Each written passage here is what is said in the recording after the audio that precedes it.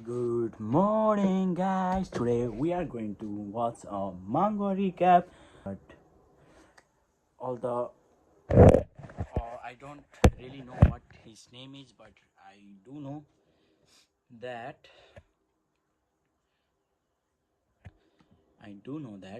that this anime going to be fire. It's like a solo leveling type anime, so there is not much said. But I think it's kind of good because of the MC uh, being a overpowered man in always. Nowadays all mangas or anime focusing on like solo leveling of overpowered anime, not like the where we get our time to connect with the person we are watching like in old animes. But let's see what this give us today. Our protagonist was once one of the strongest heroes in the world, capable of saving everyone. At the moment he thought he could finally live in peace, he found himself back in his body from 32 years ago, working as a porter with his talent still ranked at F. He then decided that he would rise to the top once again, not to save the world, but to live the life he had always dreamed of.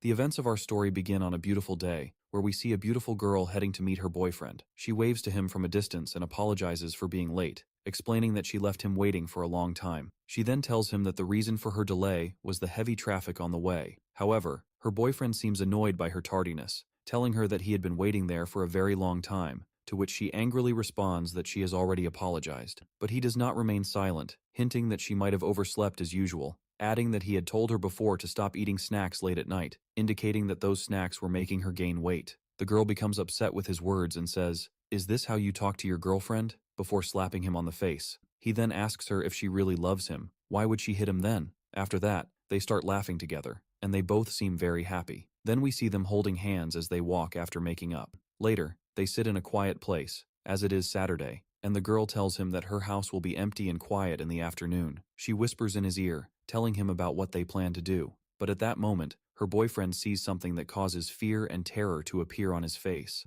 Afterward, the girl notices the thing that scared him, and fear appears on her face too, and we see blood on her face, and she remains frozen in place from the shock. Then her boyfriend calls her name and tries to wake her up because she needs to move immediately, but she cries and asks him why there are monsters here. She tells him while crying that the place they meet was supposed to be a safe zone. When she looks up, a bigger shock shows on her face when she sees what is in the sky, because the sky is full of monsters and flying dragons of massive sizes, along with even larger and more colossal ones. A major catastrophe strikes the city due to the monsters that burn and destroy everything, especially since it happened without any warnings. We see those monsters everywhere, and people are fleeing for their lives from all directions. Destruction, devastation, and fires are widespread. This time, the transformation into monsters was completely different from any previous time, and we see a strange person standing by, observing what is happening. He says that because of this, science, civilization, and knowledge have become worthless, because all the heroes who used to protect people during these catastrophes have all died.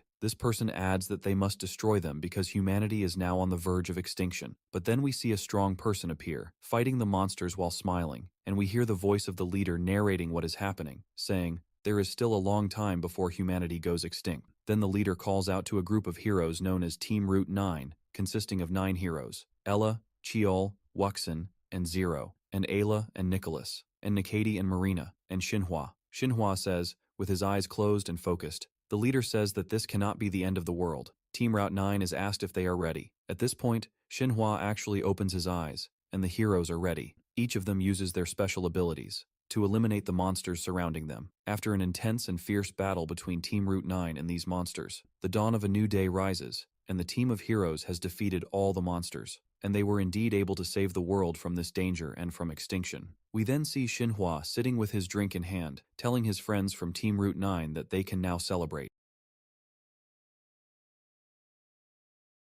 So first of all, this guy looks like Jonggu from Soul Healing. Sorry if I mispronounce the name because I'm not really familiar with that kind of names, so I don't know how to pronounce them properly. So this guy looks like the solo leveling guy, but with the beard. Everything is same. The coat, the smile, the facial traits, and white shirt, everything is same. Everything is same. So this is the new genre of animes, I guess. Now all the animes coming out will be all this kind of animes. I don't really get to connect with the MC like that, so I don't think this type of mangas will go that really far. But I know there is a fan base towards this time kind of mangas, but not me. And indeed, all the friends celebrate together for saving the world, spending a beautiful day together, until night falls, and they all sleep with the reassurance that the danger has ended. Xinhua is among them, thinking that the fighting and difficult days are over, and there will be no more death or destruction, and that the heroes have gained fame and wealth as a result of all their heroic deeds. Xinhua closes his eyes happily, feeling that all that suffering is now in the past, and the heroes can now retire in peace. Xinhua sleeps in happiness and calm, remaining asleep while feeling relaxed. But after a while, he starts hearing noises increasing around him. Finally, he is forced to open his eyes because the noise has become even more bothersome, and he asks what that annoying noise is. He finds two workers in front of him, one of whom is speaking to him angrily, asking who he was talking to, telling him that he can talk in his sleep at his house, not at work. He continues, saying that he must get up and return to work now, and that lunchtime is also over. Xinhua replies that it is inappropriate to speak to him in that way, because he is older than him. After that, he asks where he is now anyway, but the worker does not answer his question. Instead, he pulls him by the hand and tells him to move and follow, because their boss at work will be angry with them. But Xinhua asks him to wait a little, asking what is happening in this place, where the other members of Team Route 9 are, and where Nicholas is. The worker, confused, asks what he is talking about, and what has happened to him today, saying that he might need a slap on his face to wake him up from whatever he is in. Then Xinhua gets up at the sound of someone calling his name, and we are surprised to see that Xinhua has become a young boy, much younger than he was before he and the Team Route 9 heroes slept. At that time, we see workers around him cutting up a very large creature. We see their boss talking to someone named Kim, telling him to move the items in front of him and transport parts of the monster from here. Xinhua stands there shocked, unable to believe his eyes, looking in amazement at the people carrying parts of the monster's body being cut up in front of him. One of the workers shouts at Xinhua, telling him to move and work with the workers, or refuse to receive his wages. At that moment, Xinhua sees everything happening around him and starts comprehending the situation, saying that this scene is disgustingly familiar to him. Our hero introduces himself, saying he is Xinhua, 56 years old, a veteran of high rank, the hero who saved the world from the Great Catastrophe, earned the title of the Great Hero, and was about to start his life as a millionaire. He was also about to retire and rest after a very successful life. He then looks around again, saying that he thought so. At that moment, a substance from the monster being cut by the workers falls on his head. He tells one of the workers working on the monster's mouth to be a bit careful and cautious because the substance might contain some kind of toxins. Xinhua becomes very angry at his situation, saying that he was supposed to be celebrating now, drinking a bottle of champagne worth more than 100 million won, and he does not understand why this is happening to him. At that moment, someone calls his name and hits him on the head, increasing Xinhua's irritation. He asks who is hitting him this time, and when he turns, he is surprised to see the person who hit him. We learn that it is their boss at work, named Kim, and Xinhua says that Kim was a rude laborer who died about 25 years ago. However, Kim gives him a hard slap on the face and asks who he says is dead. The quarrel continues between them, and Kim asks him how he dares to speak about him in that way, threatening him that he will be the one to die now at his hands due to the beating. Xinhua tries to escape from Kim, but he does not understand how this is happening. Kim kicks him hard on the back. As a result, Xinhua's phone falls during the fight. Xinhua goes to pick it up, feeling sad, and Kim tells him that this is what happens to someone like him when he disrespects his boss, asking if the phone is still intact and if he wishes to die repeating those words. But at that moment, Xinhua is surprised to notice that his phone is a very old model. He then asks Kim if he knows exactly what year they are in. Kim is surprised by Xinhua's condition in front of him. He sympathizes with him, saying that he feels sorry for him, and tells him that they are in the year 2020 happened to him. But Xinhua is lost in his thoughts, thinking that this time is 32 years before the time he was in, and he begins to understand that he has returned to the past. This means that his status window has also returned, and that he is now rank F. His abilities are still weak, and he works as a laborer here, unable to believe this is the reality. Finally, the workday ends. and Kim tells the workers to clean the place because they will be leaving. Xinhua leaves the work site with the workers, upset about what is happening to him. He thinks that he thought he was used to this kind of work before, but it seems that labor-intensive work is now different and exhausting for him, and he feels the urge to cry from fatigue. At that moment, Kim calls out to him, asking if he received his payment before leaving, to which Xinhua replies that he did, and thanks him. Kim tells him that their work the next day will be at Syndrome Station, at exit number 2, and asks him not to be late. But when Xinhua hears the name of the work site for the next day, he remembers and says that Syndrome Station was completely destroyed a few years ago by the flying dragon called Ajustranon. Kim replies, saying that what he is saying is madness, and that the place is a white zone, meaning it is safe and secure. Xinhua immediately responds that he did not mean anything, and Kim tells him that he has become very stupid. Xinhua walks, thinking that the year 2030 was the year when the destruction of Syndrome Station happened, and he is now at the subway station, remembering that this happened when the monster, the enraged Magus, destroyed the barrier between dimensions and attacked the city, which means that this will happen 10 years from now. Xinhua arrives at the subway station, thinking that his memories are very jumbled, and remembers that he is now in the year 2020 anyway. The subway arrives, and Xinhua boards it, saying that there is still something strange because he was not supposed to return to this time since he is not the one who is a time traveler.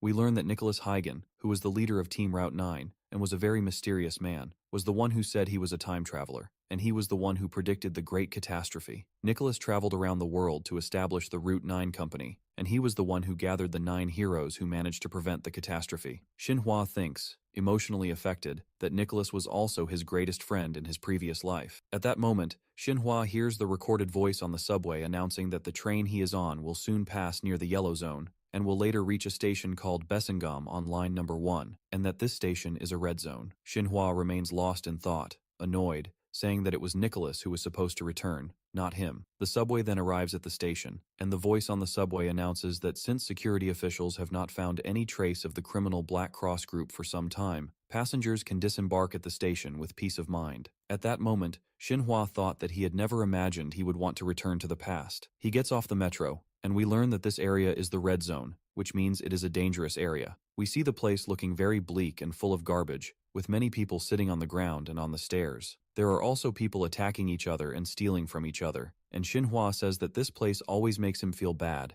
and that he never got used to it no matter how many times he came here. At this moment, his thoughts are interrupted by the sound of someone yelling at an old man, telling him to get out of the way. We see that the old man is frail, and the person yelling at him tells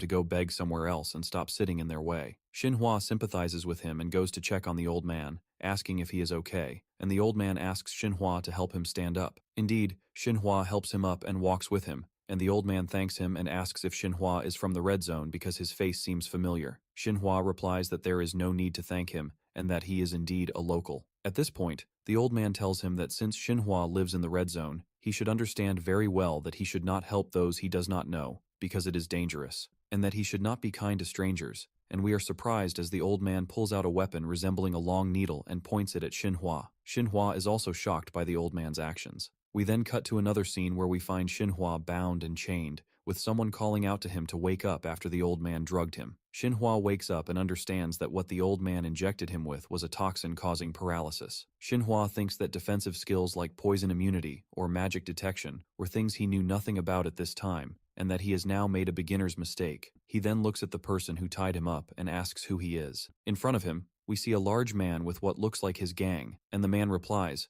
asking Xinhua why he is pretending not to know him, telling him that he is Park Dune. He continues, saying that he knew how to avoid meeting him well in the past few days. Xinhua remembers this person and says that Park was the biggest obstacle he faced in his 20s. We learn that Park is rank D and works as a thug in this neighborhood. Park then tells Xinhua that the money he borrowed from him has doubled over the past 3 days due to interest, and that the amount is now about 10 times more, asking him what he will do now. But Xinhua replies, saying that this is nonsense, and that Park knows that this is not true. Park tells his men that Xinhua, the scoundrel, is speaking rudely. He grabs Xinhua by the hair and tells him that it is well known that rank D strength is twice that of rank F, threatening him that if he hits him the wrong way, Xinhua might actually die. He continues, saying that since Xinhua spoke rudely to him, he will punish him for his words with a light blow, and he hits him very hard in the stomach. Xinhua feels extreme pain from it, unable even to lift his head afterward. Park asks him if he could actually have died from a hit like that. One of Park's men says that Xinhua was always this weak, and that he might indeed be dead now. At this moment, Xinhua thinks that when he was in his 20s, he worked all the time as a rank F laborer, without knowing his true potential,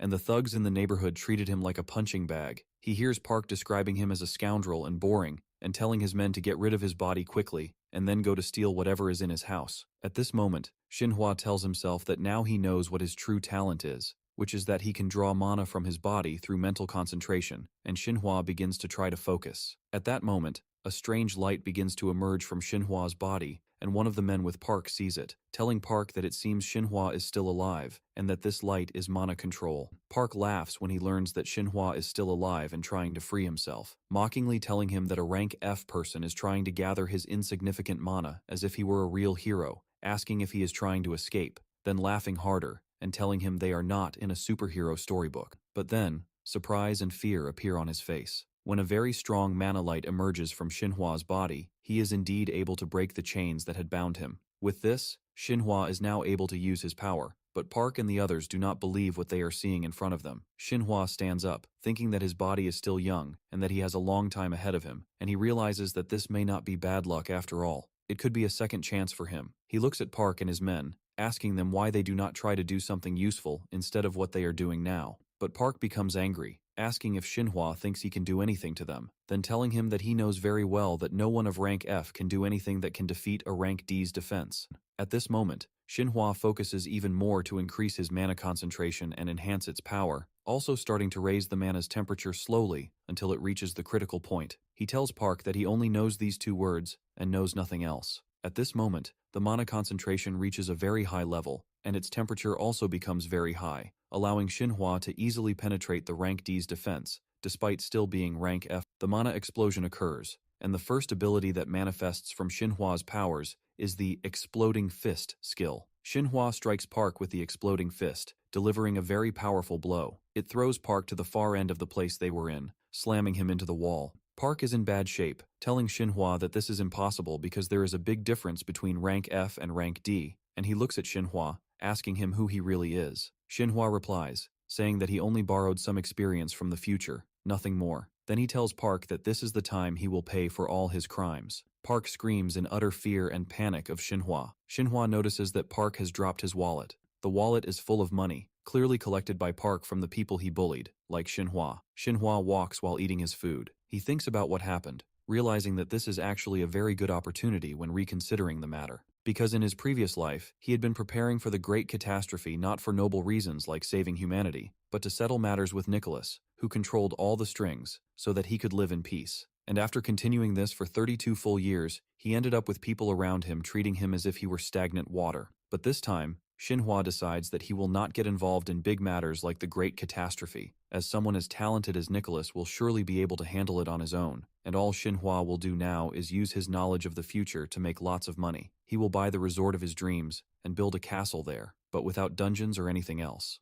He will not have to wait 32 years. He will retire in his 20s. Xinhua continues thinking as he walks, realizing that the first thing he must do is raise his rank, because the higher his rank, the more money he will make from clearing high-level dungeons. When Xinhua thinks about the hierarchical ranking of awakened hunters, he realizes that there really is no fairness in this ranking. While some hunters awaken as first-rank hunters and are registered as such, there are hunters like Xinhua who are classified as rank F and become the lowest ranked. Xinhua remembers that in his previous life, he was a rank F hunter and worked as a porter because he had no talent and knew nothing. But thanks to Nicholas's help, he was able to discover his talent. After 6 years of awakening his ability, he managed to join the powerful team called Route 9. After experiencing many moments when he was closer to death than life for an entire decade, the rank he finally achieved was rank EX. Now he can say with pride that he is the only hunter who climbed the hunter hierarchy from the bottom to the top, and he was recognized as an X-rank hunter. Now is the time to awaken his true talent. Xinhua begins to recall what happened to him in his previous life, when he sneaked into a dungeon to earn some extra money. But he soon discovered that it was a bad idea, and wanted to find a way out before any monsters appeared. Suddenly, Xinhua fell to the ground, due to the sudden attack by the monsters. These monsters were seeking to eliminate him. Xinhua remained in shock and awe, thinking if this was the way he would die after spending his entire life as a rank F hunter, striving to develop himself. But suddenly, the monsters were attacked, and someone was able to defeat them. Xinhua was surprised, unable to understand who this person was, and how they got there. This person was Nicholas, though Xinhua did not know him yet. Nicholas tells Xinhua that he is very weak, on the verge of being killed by rank A monsters, without even realizing his true talent. He offers to take him with him, if he truly wants to know why he is so lucky, and that he can develop himself and reach rank SSS or even higher. Xinhua hears this and is shocked, asking Nicholas how he knows him and who he is at all. Nicholas replies, introducing himself as Nicholas Huygen, an X-rank hunter awakened from the future, and saying that he wants Kang Xinhua to be his companion and friend. Xinhua is even more surprised, feeling that what Nicholas says is unbelievable. How could he be a hunter from the future and know him, and where is he taking him now? Xinhua tries to resist, telling Nicholas that the path from there is blocked in the end. But Nicholas does not need to complete the path. He simply jumps and flies into the sky, pulling Xinhua along with him. On their way, Nicholas tells Xinhua that his true talent is unlike any other talent related to wielding weapons or casting spells. It is a very different and unique ability. Xinhua asks how his talent could be special. Nicholas replies, telling him that it is the talent of transformation, or modification, as he likes to call it. Xinhua listens to Nicholas's words with amazement and awe. Nicholas continues, telling Xinhua that his energy circle is unique, and if he can control and shape it, he will be able to transform any part of his body and enhance its attributes and form as he wishes. Nicholas's tone changes as he tells Xinhua that while he may just be a human, his body can easily surpass the abilities of any other human. Xinhua returns to the rooftop of the building. He decides that he will begin to implement the skill related to physical modification, and the first thing he will modify is his heart and lungs, as modified organs become excellent mana reservoirs. Xinhua begins controlling the flow of mana within his body, following what Nicholas told him about how the modification talent enhances different abilities for various body parts. Little by little, Xinhua actually feels the essence of mana within him. He feels grateful to Nicholas once again, because reconstructing the mana circuits and flow within his body will greatly improve and enhance the strength of his heart and lungs. Indeed, Xinhua begins to feel the difference immediately. Additionally, at the EX Hunter rank, the flow and circulation of mana throughout the entire body becomes as natural as breathing. It is accompanied by excruciating pain all over the body, as if his soul is being ripped from him. But Xinhua had gone through all this pain in battles over the course of 30 years. He had adapted to it no matter how intense it was. Xinhua finally feels the fruits of his pain and the results of the transformation skill. His eyes shine with confidence and narcissism for having achieved the same result as in his previous life, but much earlier. With this, the modification skill is successfully completed. Xinhua smiles confidently and begins to think about what he will do next. Typically, an awakened hunter needs 12 hours, including sleep, to restore his mana, but the enhanced organs improve this process and make it almost 5 times faster. By using the skill and increasing mana in the right arm, the time for attack or defense will change depending on the user's will. Meanwhile, the left arm will focus and release inner energy. Xinhua feels the energy flowing in his veins, overflowing into all his organs, and the capacity of mana itself has increased nearly 5 times compared to before. Even the time it took him to reach this point was only 10 minutes. He achieved an accomplishment that should have taken at least 10 years of normal, steady growth. He feels like he wants to modify his entire body immediately, but this may not be necessary now and would be risky if he were not careful. He does not want to rush, as he still has a lot of time. Xinhua uses his modified arm, feeling immense excitement when he notices the difference in strength. He continues thinking about the next modification and which organ he should work on. He finds himself slowly leaning toward the ground, until he falls and cannot get back up, since a hunter who has just left rank F cannot naturally withstand the mana flow.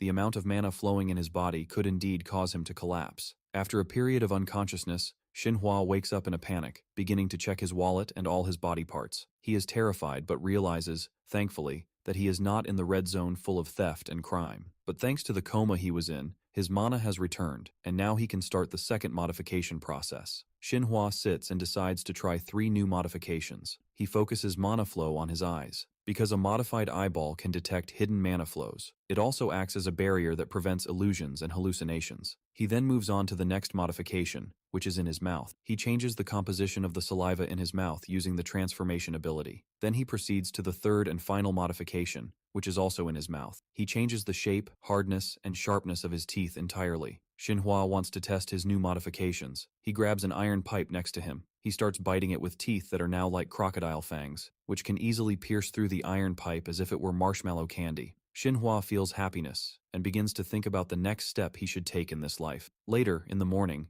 Xinhua's alarm rings. He wakes up surprised, as in his old life, he never felt this refreshed in the rundown apartment that was in the red zone. Even his hands and feet, which always used to ache, do not hurt at all, and they are in good condition now. For some reason, he does not feel tired at all. Xinhua enters to take a shower, and all that occupies his mind is that today is a very important day. Because at a time when dungeon raids with the college represented a good source of income for porters to earn a living, now something like porter wages no longer means anything to him, and he doesn't need them, because today is his first official appearance in his second life. Xinhua arrives at Dungeon K, 849, which he hasn't visited in a very long time. This is where the enraged Magus is hiding in the double dungeon, but for now, the Magus is definitely in an immature state and hasn't fully developed, and if left longer, it will consume dimensional energy and eventually turn into a deadly monster. Xinhua decides that he cannot remain a mere spectator while knowing what will soon appear in the world, and this would also be a suitable opportunity for him to test his combat abilities after the modification.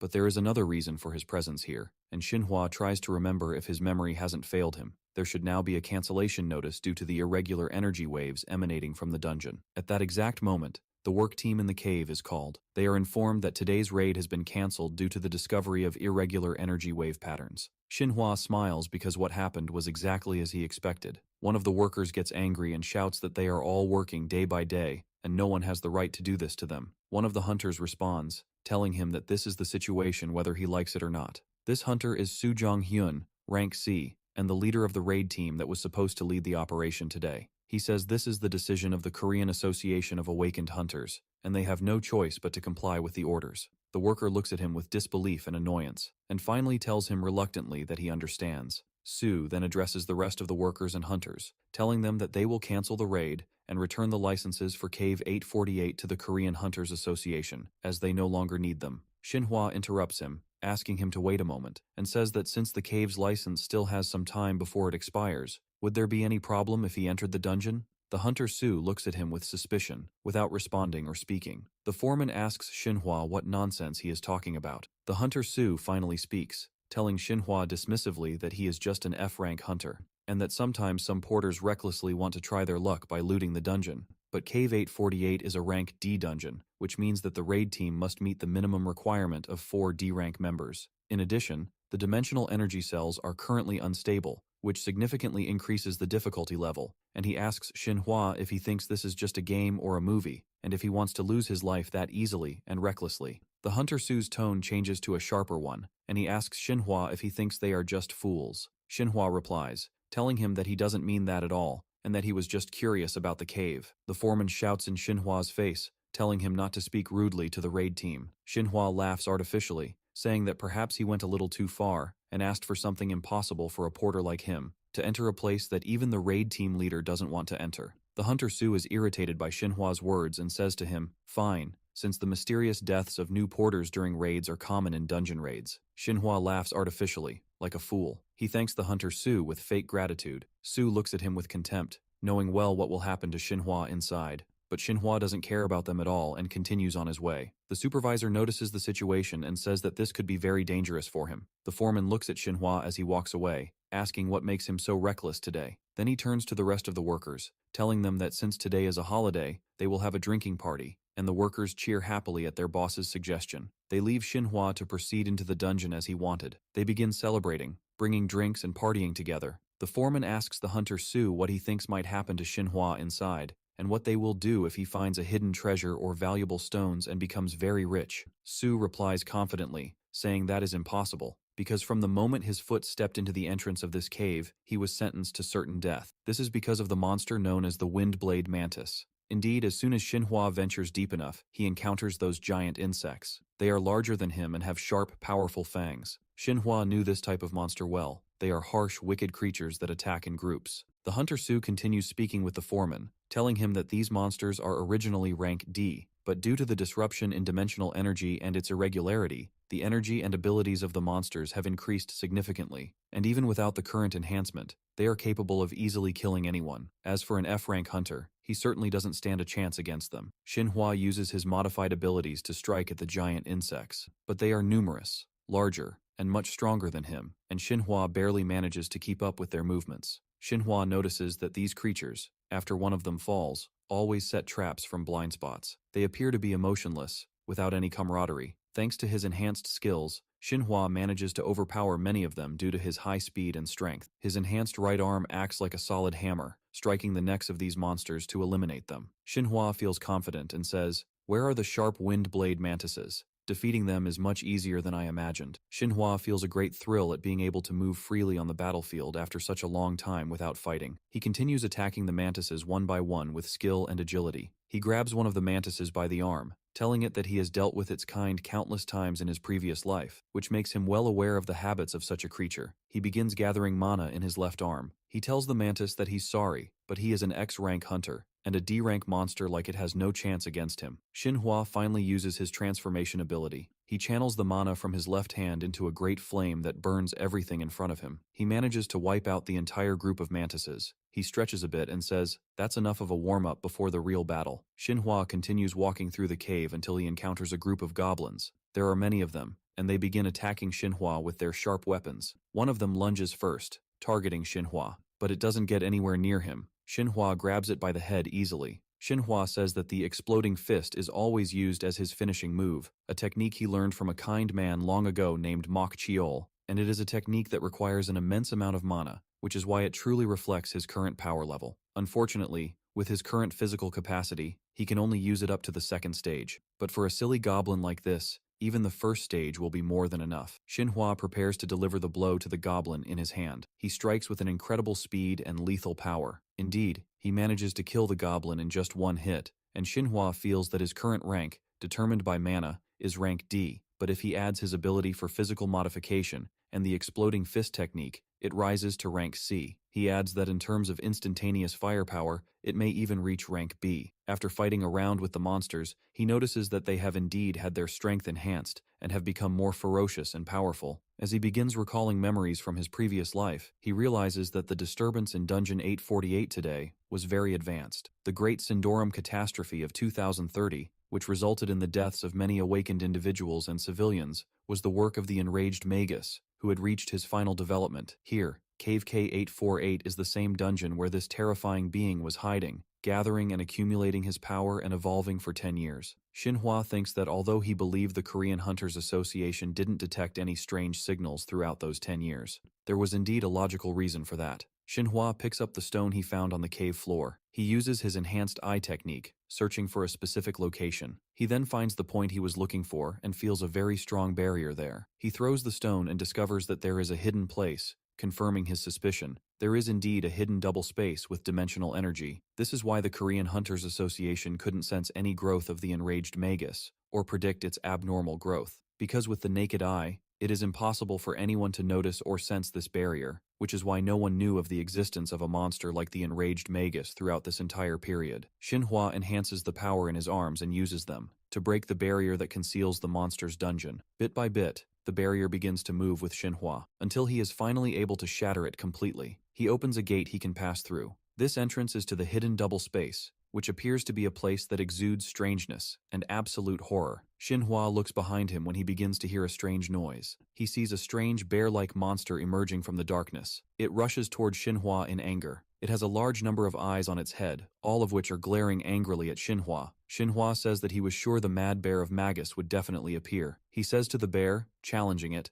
that he wants to test his skills. The enraged bear rages and attacks Xinhua violently. Xinhua is surprised by the bear's impressive speed. He tries to dodge the attack but cannot, so he blocks it. He says that, as he expected, its raw power is insanely high. and if he hadn't reinforced himself in time, it could have been dangerous. But the bear doesn't relent on Xinhua at all. It launches a second attack, even more violent than the first. Xinhua is forced to quickly move away from it, thinking to himself that the bear is very fast, just as he expected, and that its combat instinct is not to be underestimated. He stands tall before the bear. He tells it that it is indeed strong, and it would be better for both of them to stop wasting mana uselessly, and begin the real battle. Xinhua looks at the bear challengingly, eager to attack it with everything he's got. The bear feels provoked, roars in anger, and begins attacking Xinhua. But this time, Xinhua is faster than the bear, and manages to move around it. He finds this the right moment to use his modified saliva technique to transform his bodily fluids into poisonous substances. Xinhua starts gathering saliva in his mouth, then he spits it out forcefully with high density, like a laser beam. The poisonous saliva enters the body of the enraged bear. The bear immediately starts to feel the symptoms of poisoning, as the venomous saliva begins to flow throughout its entire body. Xinhua tells it that what it just drank is one of the most toxic bodily fluids.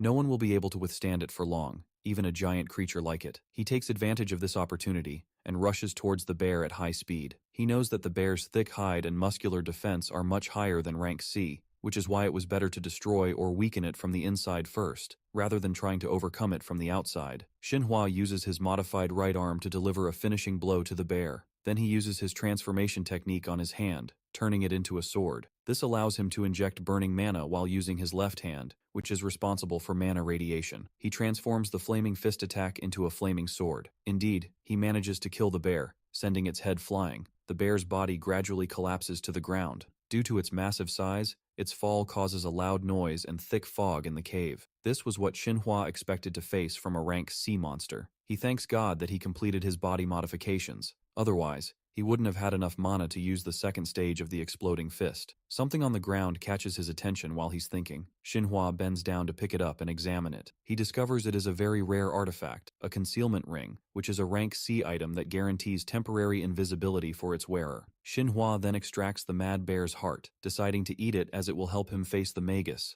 increasing his power by about 3 times for a short period. Xinhua thinks that this item could be sold at a very high price, and he feels regretful for using it now, but at the same time, he knows he cannot risk holding back on his energy. Meanwhile, outside the cave where the hunters had exited after the celebration, the hunter Su is bewildered while speaking with one of the responsible hunters from the Korean Association of Awakened Hunters, saying that this action was Kang Xinhua's own will. The foreman says that if necessary, he can also testify that the first-rank porter Kang Xinhua acted alone and of his own free will. The member of the Hunters Association responds that the mana detector detected different mana interactions inside the dungeon. It is expected that these interactions belong to the individual Kang Xinhua. However, they cannot understand how this happened, and this is the opinion of Yoon Buell, a rank C hunter and the head of Team 7's management team at the Seoul branch of the Korean Association of Awakened Hunters. She continues, asking how a rank F porter could survive and remain alive in a rank D dungeon, or rather, a dungeon that has now reached rank C due to the changes that occurred in it.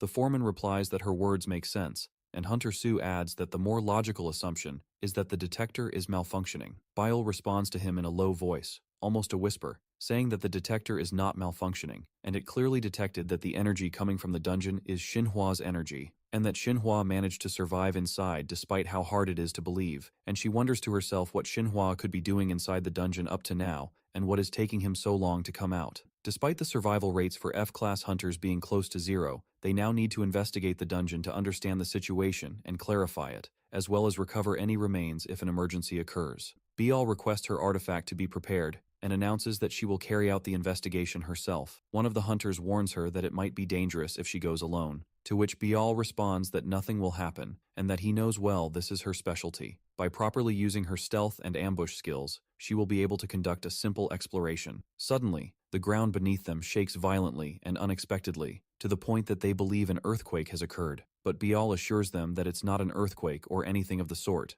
Instead, it seems like the effect of a dimensional exit being created, and she thinks that this means the dungeon monster has already been defeated. Something completely impossible for her to believe, until Xinhua dramatically emerges from the dungeon, apologizing for the chaos and saying that the provoked Magus forced him into combat. This astonishes all the hunters and workers present. Even Bial can't comprehend what she's seeing. Shortly before this dramatic and unexpected exit, Xinhua was still consuming the heart of the raging bear, which tasted extremely awful. Xinhua was about to back out due to the terrible taste of the heart, but he got used to enduring tough situations, and decided to finish it off completely. After he finally finished eating, he was fully prepared to continue the mission and eliminate the monster of the vast dungeon. Shenhua placed his hand into a crack in the dungeon wall and was able to see the angry magus inside. Upon entering, he found it standing there, massive in size, glaring at him angrily. Shenhua called the magus by name, astonishing the magus that Shenhua could speak his language, asking him how he knew how to speak like him, and if they had met before,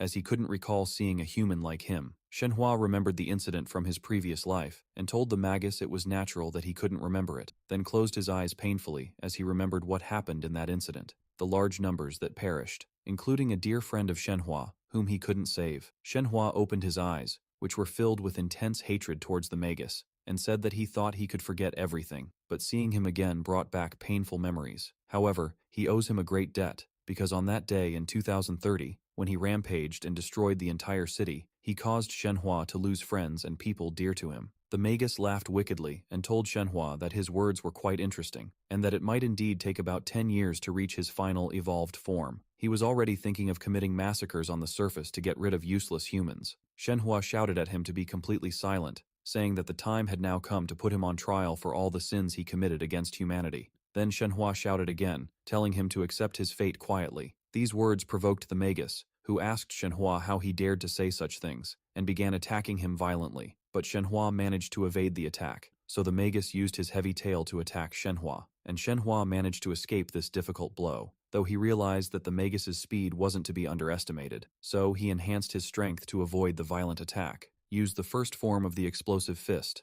and delivered a powerful blow to the magus's head with full force. The magus laughed maniacally and asked Shenhua if that was all he had, mocking him, asking how he thought he could do anything to humanity with such strength. The magus becomes infuriated and responds to Shenhua angrily, saying that if that's truly what he wants, then on that basis, he will turn him to ashes immediately. Shenhua knew about this attack and was already expecting it, understanding that he must avoid it at all costs. At the last moment, Shenhua uses his body modification ability, enhances the energy in his legs to jump high, and avoids the magus's explosive fire attack. He notices that the magus's breath attack arrives just as he anticipated, accompanied by a dark dust cloud. As Shenhua predicted, changing positions in midair is nearly impossible, and the magus takes advantage of this fact, preparing to exhale fire once more. And this was what Shenhua had been waiting for since the beginning of the attack. He moves around the magus's head and closes his mouth before it can exhale flames, standing behind his head, thus placing himself in the magus's blind spot. He taunts him, saying that neither his claws nor his fiery breath can reach him here, and that the first step to defeating the magus is to reach his blind spot,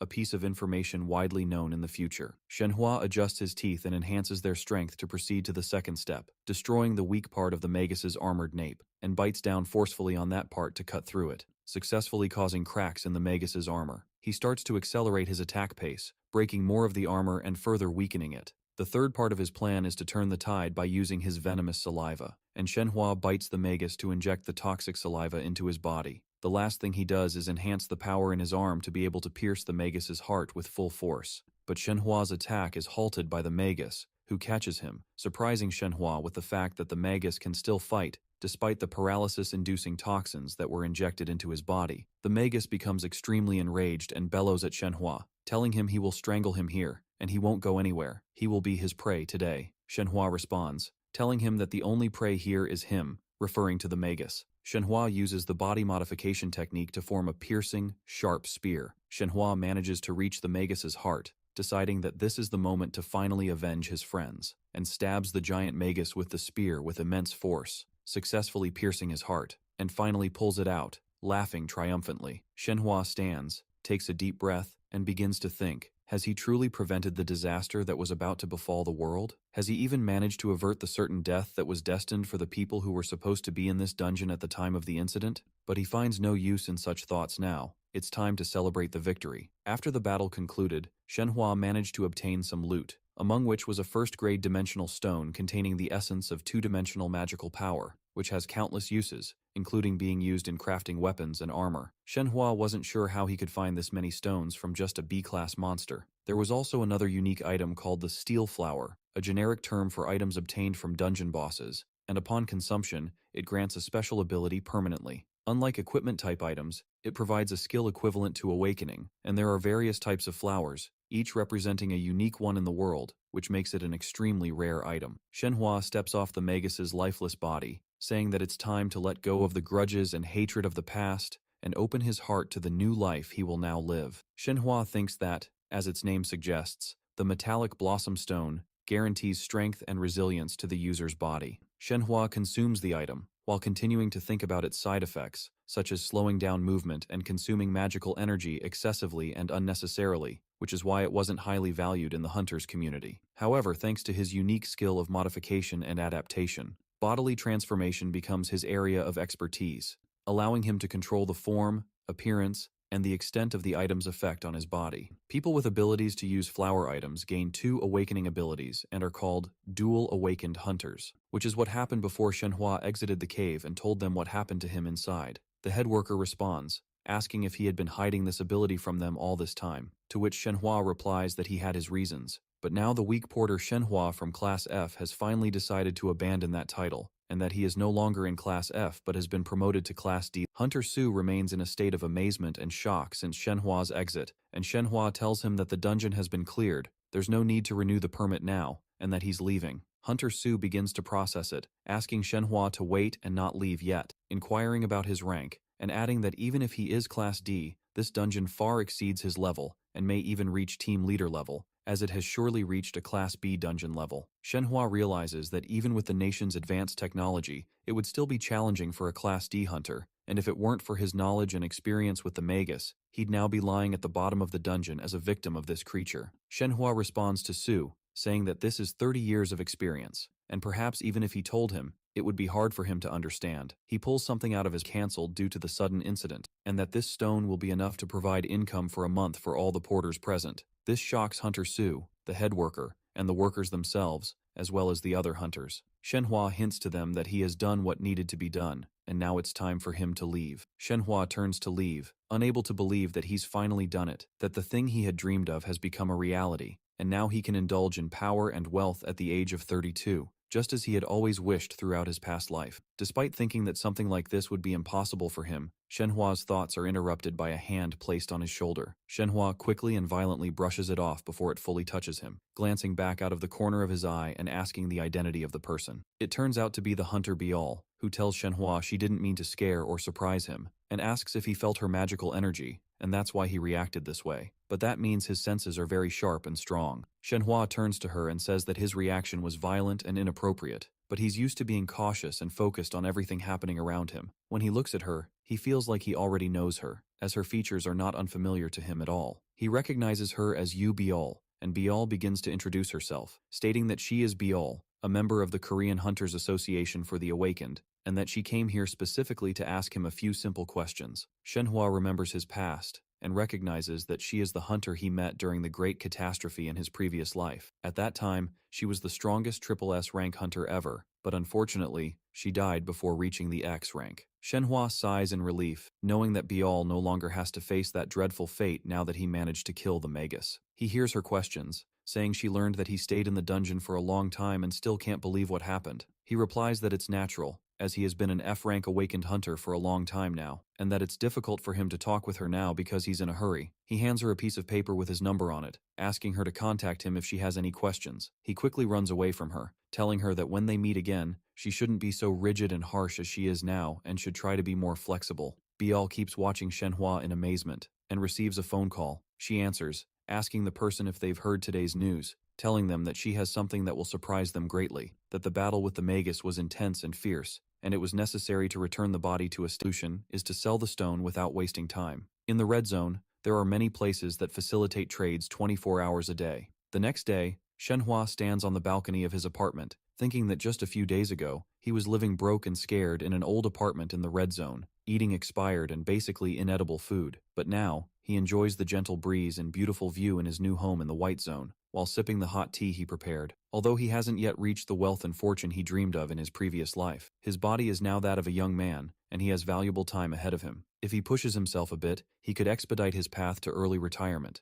enjoying life and living in luxury. With the experience he possesses, the information and opportunities will only increase before him, as he has returned 32 years into the past and is now in the year 2020. His curiosity is piqued as he tries to remember what events and issues were linked to that year. He hears the news reporting that recently, during the discovery of one of the dungeons, a violent attack occurred due to some curse, and the daughter of the head of the Manhwa group, Jin Seong-tai, is in critical condition, fighting for her life, with her condition worsening over time. Seong-tai appears live on air, saying that he's not here as the head of the Manhwa group, but as a father of a child, stating that he urgently needs the help of any awakened people watching this broadcast. He says passionately that he wishes for even just one awakened individual to help save his beloved sick daughter. In the specialized medical facility of the Manhwa group, Jinbo sits on one of the medical beds, watching her father promise special financial rewards to anyone who helps treat her. But her focus is interrupted by someone entering her room, saying that he's here to play with her and have a joyful, fun time together.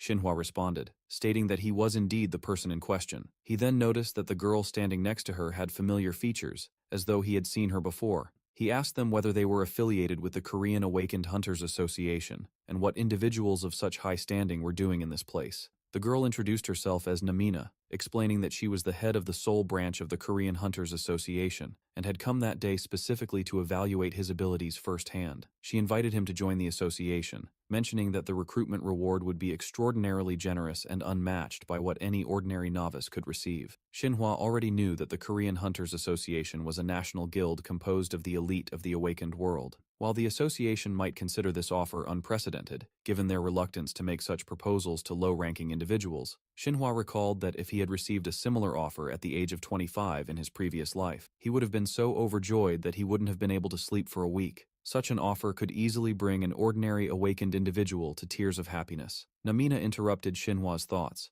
assuring him that special contracts were also possible. However, he surprised her by politely declining the offer, explaining that he had no desire to be tied to any specific organization. As night fell, Xinhua felt exhausted and worn out from the unexpected events of the day. He realized that the great calamity that turned humans into awakened beings had left a sinister and corrupting mark on people's hearts. Regardless of how low-ranking some awakened individuals were, he understood that his future actions would attract the attention of many, making him a target for stronger individuals. For instance, people like Namina, who constantly measured skill and growth and could predict and prevent the movements of others. Xinhua pondered what he could do if he faced someone with similar awakened abilities. He activated the simulation system to visualize possible scenarios, but found that it caused significant mental strain. He began considering certain preparations that might assist him, and he recalled the magic orb, an artifact known for its ability to interact with magic and absorb specific energies, behaving in unique ways. The orb contained powerful magical energy that could be used for launching attacks, but no awakened being had ever managed to wield it properly. As a result,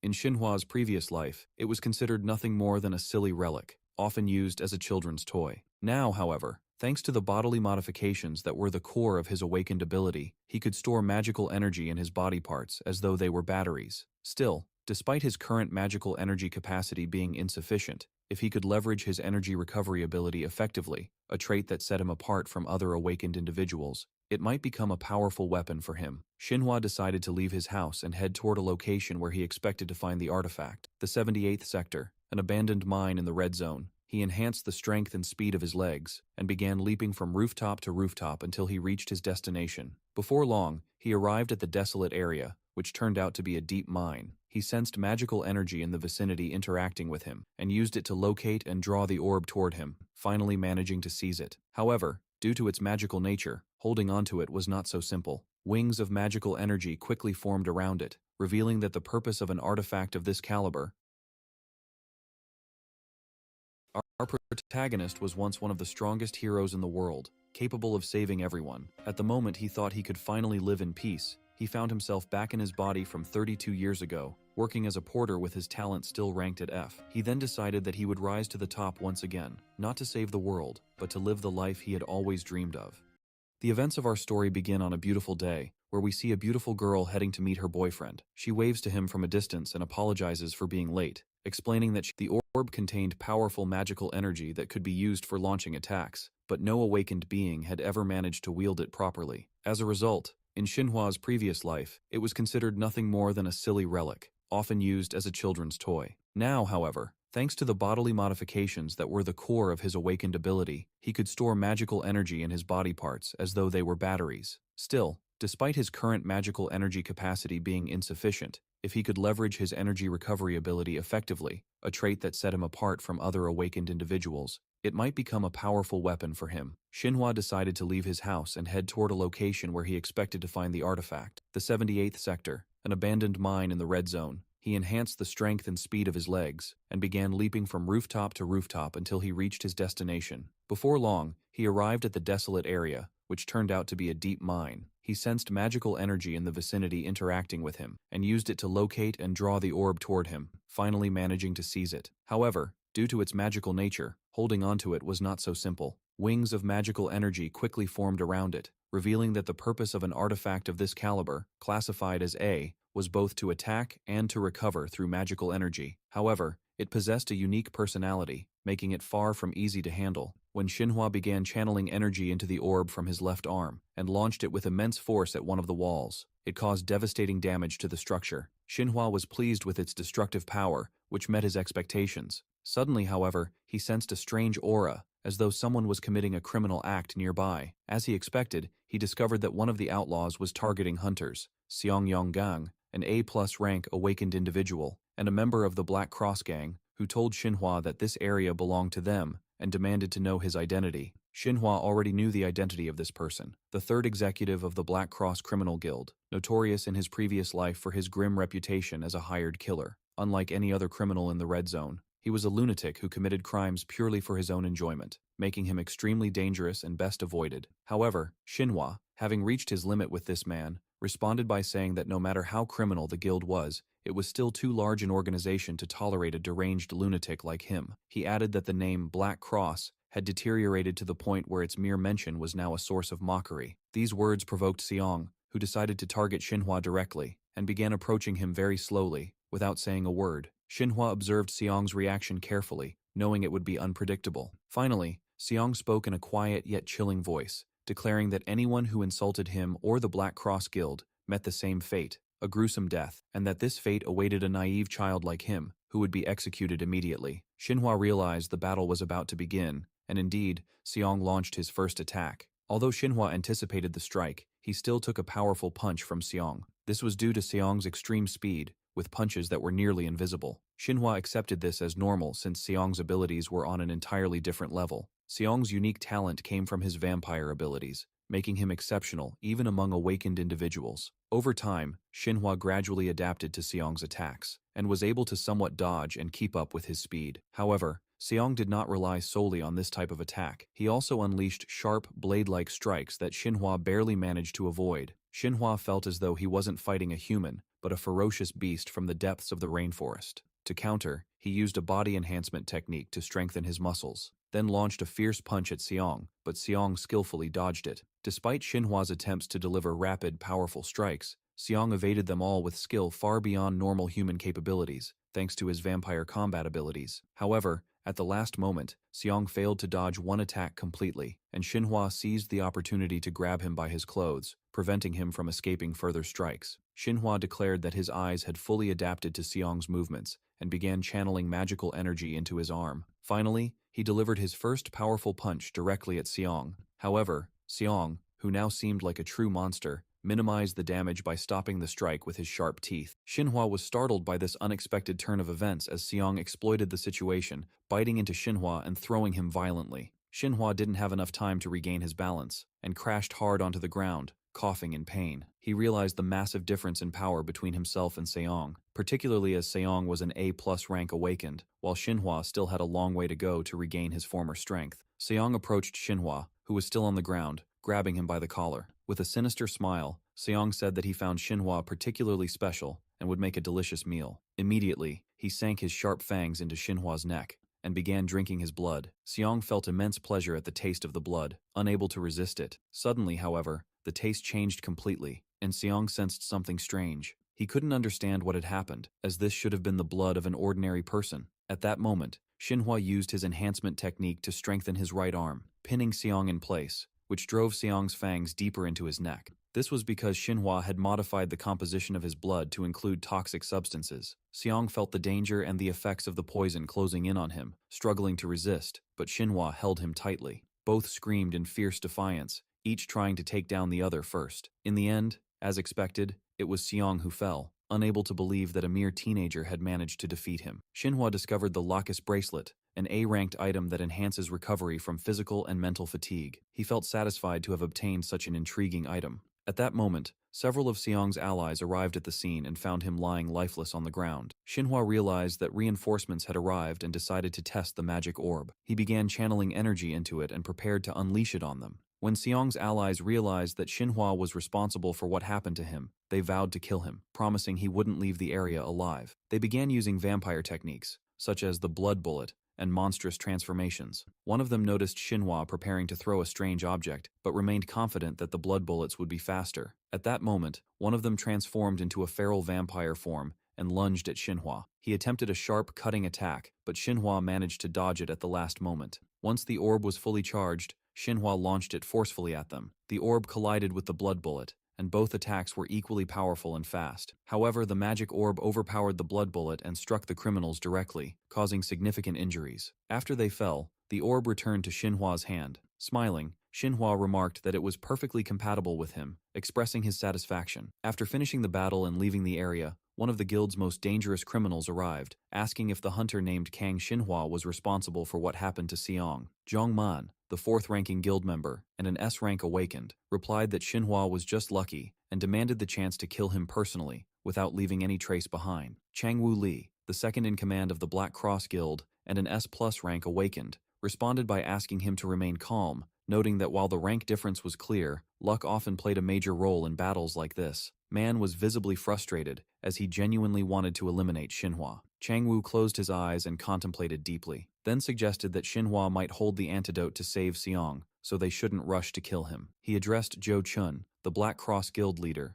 and an SS rank awakened, proposing they subdue Xinhua first and obtain the antidote before dealing with him. Meanwhile, Xinhua returned home, and thanks to his magic recovery ability, enhanced by his modified organs, his magical energy was fully replenished by the time he arrived. Finally done evaluating his performance, he began planning his next move. Excited, he contacted the Yanghua Guild in anticipation of what would happen at the upcoming presentation. At the Yanghua Guild headquarters, whispers filled the crowded stands as attendees speculated that Xinhua had orchestrated the entire event. Rumors spread that he had cured Jinbu Mi, even though she was just a mid-level hunter, and that he seemed overly arrogant for gathering everyone and creating such a fuss about an unknown presentation. Among the crowd was Taiho, who remarked to Seo that it should have ended with simply paying the reward to this person. Seo responded slyly, asking if he was jealous of Xinhua, though she herself doubted the significance of this sudden event that had drawn even the executives. She pointed out that if it were just empty boasting, it would negatively impact Xinhua's position in the awakened hunters community, adding that Xinhua was well aware of this, and that it was better to hear the story directly from him. Jinbu Mi stepped onto the stage and asked Xinhua about the nature of the presentation he intended to give. Xinhua explained that he had gathered them to officially introduce new items to the guild, items that had never existed in the awakened community before. He revealed a vial containing a liquid, announcing it as his invention, which he called the Mana Potion. The audience was astonished, questioning the significance of what they assumed to be an ordinary bottle of water. Bu noticed their reactions and expressed her own surprise,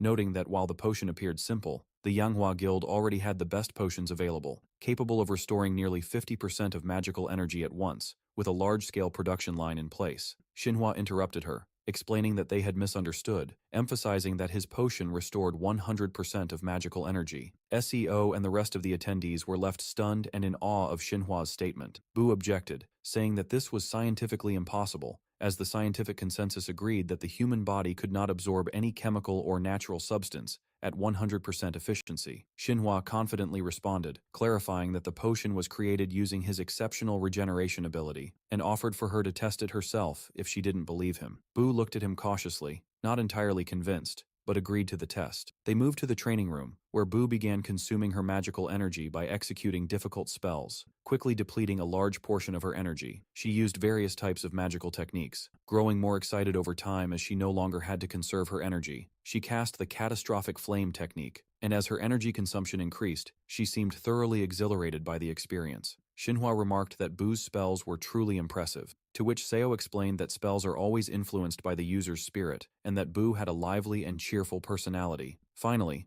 after a short while, Bu's magical energy was completely drained, and she announced that she was ready to test the potion. Xinhua handed her the bottle, and she drank from it as the guild members watched in anticipation. Boo stood quietly, muttering in confusion that she didn't understand what was happening. Then, with joy, she declared that she felt completely refreshed, with no trace of fatigue, and that the potion indeed restored 100% of her magical energy. The energy measurements confirmed Boo's findings. SEO, astonished, pointed out that the main cause of death for awakened hunters in dungeons was the depletion of magical energy. Taiho commented that if this could be prevented entirely, the potion could literally save their lives. Xinhua confidently announced that the potion was called Elixir. SEO, both happy and proud, emphasized that this was an achievement their guild needed to utilize to its fullest potential. At that moment, the guild leader entered, announcing that he had been watching the presentation from behind the curtain and had no choice but to acknowledge the greatness of this invention and commend Xinhua. He asked Xinhua how long he had been thinking about creating something so unique and remarkable.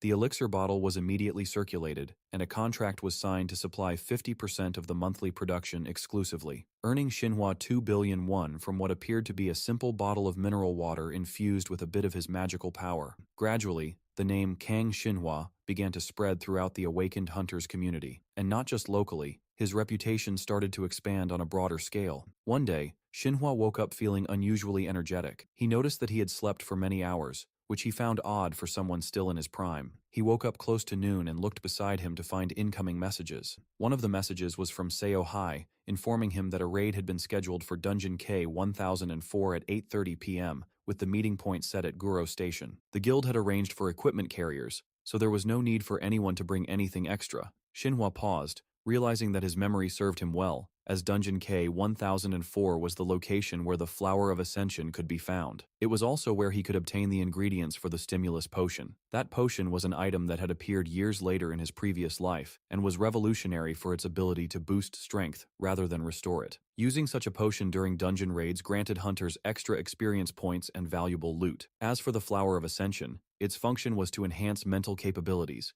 increase computational power, and highlight fine details. These flowers grew randomly due to monsters' exposure to dimensional energy, and some could even grant special skills. However, there were also useless, poisonous flowers, so anyone who found them shouldn't consume them immediately. This was a mistake Xinhua had made many times in his previous life. As Nicholas, their team leader at the time, would use him as a test subject, and then laugh innocently, saying, "Be careful not to die." Drawing from his experience, Xinhua knew that Dungeon K-1004 was classified as an A+ rank dungeon, and that acquiring the flowers required defeating the dungeon boss for the first time. The main boss there was SS rank, a level far beyond ordinary monsters. Despite the skills of Yanghua Guild's awakened members, Xinhua knew that the assault wouldn't be easy for them either. Even Seo Hai, the strongest guild member at S+ rank, could lose her life if she stubbornly faced the boss head-on. Searching online for information about Dungeon K-1004's boss, Xinhua found, as expected, nothing useful. He recalled that in his previous life, when he was 54 years old, he had gained deeper wisdom as he aged,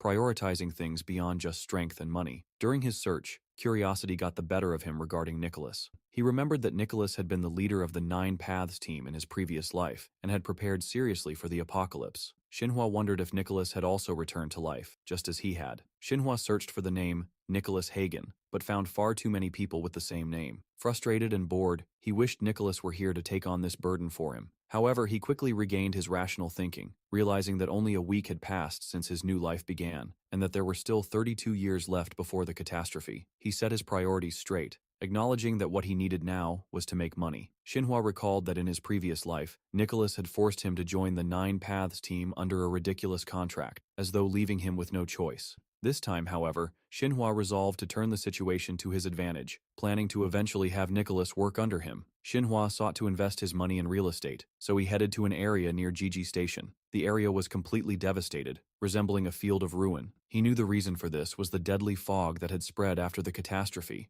turning the location into the fog of instant death zone. Despite the widespread destruction, Xinhua noticed that a few buildings were still usable. While inspecting the area, Xinhua noticed something strange. 2 men were violently attacking another person, seemingly bullying him. The victim cried and screamed, saying he had given them everything they asked for. One of the thugs responded mockingly, declaring that it wasn't over yet, and that in this place, death could be considered an accident caused by the fog, making it impossible to report the matter to the Korean Hunters Association. Before the 2 men could finish their threats, they were shocked to find someone grabbing their heads. It was Xinhua, who slammed their heads together violently. The men screamed in pain, unable to comprehend what was happening. Standing tall, Xinhua asked sarcastically if they were witnesses to the crime. Enraged, the two men prepared to attack him, shouting. But Xinhua was faster, easily dodging their strikes. Stunned by his ability to deflect their attacks, the men were quickly seized by Xinhua, who forcefully slammed them to the ground. During the fight, Xinhua noticed something unusual. The deadly fog was beginning to thicken around them more rapidly than expected. Xinhua called out to the man lying on the ground, instructing him to come closer and hold on tightly. The man complied nervously and anxiously, desperate to save his life at any cost. Xinhua lifted the man, channeling energy into his legs,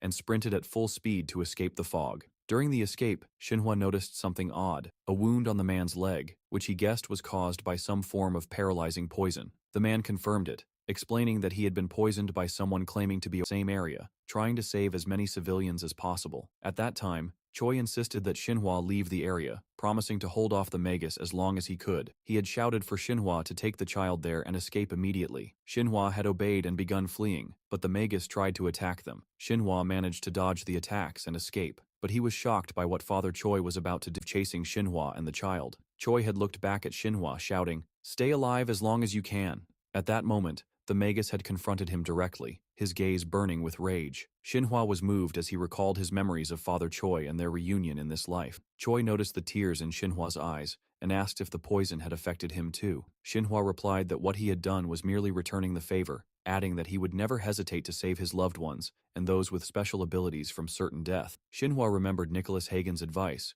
which he had often repeated, about turning points. The idea of altering an inevitable future through actions that hadn't occurred in the previous timeline. The more turning points were created, the more the future would diverge from the known history. Still, even if that were the case, Xinhua realized he wasn't like Nicholas. He couldn't remain rational when faced with his emotions. After escaping the deadly fog, Choi asked how he could repay Xinhua for saving his life. Xinhua responded that it wasn't worth worrying about. During sunset, they sat together on the train. Choi kept thinking about Xinhua, whom he had met that day.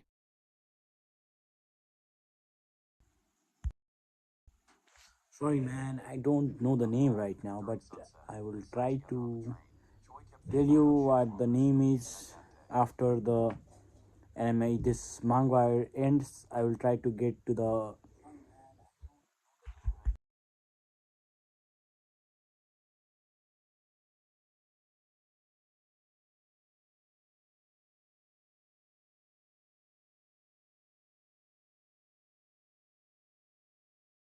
Expressing his happiness at meeting someone as kind as him and inviting him to have a drink together. Meanwhile, Xinhua headed toward Dungeon K-1004. The team had already gathered in anticipation. The group included Young Hoon, whose rank was A, Jin Bu Mi, who held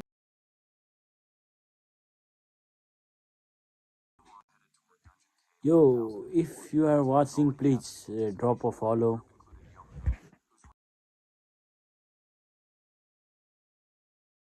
the same rank, Yun Tai Hu, an S rank awakened, Seo He, an SS rank hunter, and finally, Kang Xinhua himself, who was also an awakened of this rank. Bu happily told Xinhua that this was his first official mission as a contractor with the Yanghua Guild, adding that while the dungeon's rank might be high for him, he wouldn't need to act as the primary attacker, but should focus on team coordination. Xinhua gladly agreed. Bu then addressed the equipment carriers, instructing them to stay in the background for a while. However, Xinhua objected, saying there was no need for equipment carriers. Bu replied, explaining that leaving behind dungeon loot wasn't something to take lightly, as delays in entering could reduce the loot's value. Xinhua reassured her confidently that there was no need to worry at all. Suddenly something happened that left everyone stunned. Xinhua pulled out the magic orb from his personal subspace, explaining that this space could be used to store any necessary items. Bu responded in amazement, saying she had heard of subspace before but had never imagined seeing it with her own eyes. Tae-Hu, equally surprised, remarked that such a capability must be due to an extremely rare artifact. Seo asked Xinhua how he kept unveiling such unique abilities, jokingly noting that the equipment carriers were lucky to get a paid day off, even though the dungeon itself was extremely dangerous. The carriers were overjoyed at not having to work that day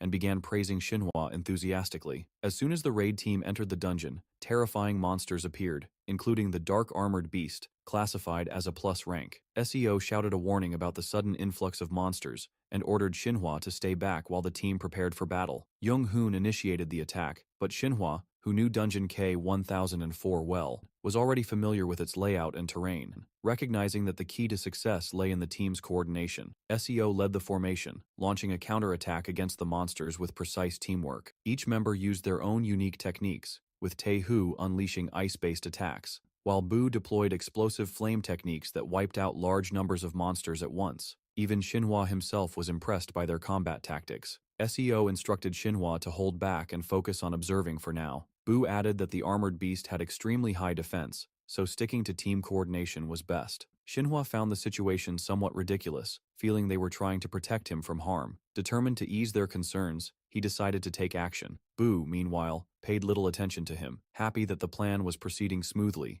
and encouraging him to simply watch. However, Boo was suddenly startled when she looked around and realized Shinhwa was no longer beside her. She began searching for him, unaware of the monster sneaking up behind her. Seo noticed the danger just in time and quickly intervened, using her own summoned beast to protect Boo. Boo was shocked, realizing what could have happened had Seo not acted in time. At that moment, Shinhwa returned to them, dragging a monster behind him, and explained that he had gone to deal with some monsters on the other side. Boo was stunned and asked how he had managed to capture that monster, noting it was an A+ rank creature and wondering how he handled it alone. Shinhwa replied confidently, saying she had underestimated his skills a bit. Boo inspected the monster and questioned the strange scars on it, noting that it seemed as though a special combat technique had been used. Shinhwa smiled confidently and explained that he possessed a set of secret skills. He began listing them, mentioning the explosive punch taught to him by Mok Cheol, along with 5 out of 10 martial arts techniques: the first explosive style, the second pressure style, the third violent attack style, the fourth flame style,